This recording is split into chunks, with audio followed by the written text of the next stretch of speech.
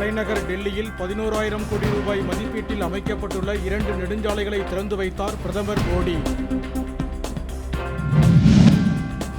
அமெரிக்க அரசின் கூடுதல் வரி விதிப்பை சமாளிக்க அவசர கால கடனுதவி தேவை என நடுவண் அரசுக்கு தென்னிந்திய பஞ்சாலைகள் சங்கம் கோரிக்கை. கடந்த 4 ஆண்டுகளில் 10 லட்சம் கோடி ரூபாய் மதிப்பிலான முதலீடுகளை தமிழக அரசு ஈர்த்துள்ளதாக முதலமைச்சர் ஸ்டாலின் விளக்கம்.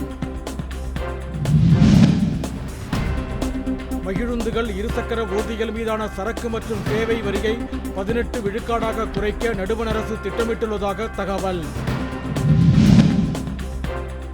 பீகாரில் தேர்தல் முடிவுகளை திருடுவதற்கு முயற்சிகள் நடப்பதாக தேர்தல் ஆணையம் மீது ராகுல் காந்தி பரபரப்பு குற்றச்சாட்டு.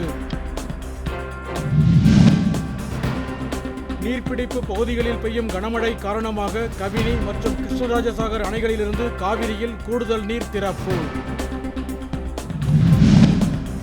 கடந்த 11 ஆண்டுகளில் தமிழகத்திற்கு 10 லட்சம் கோடி ரூபாய் அளவுக்கு நடுவண் அரசு நிதி ஒதுக்கியுள்ளதாக நடுவண் அமைச்சர் எல். முருகன் தகவல்.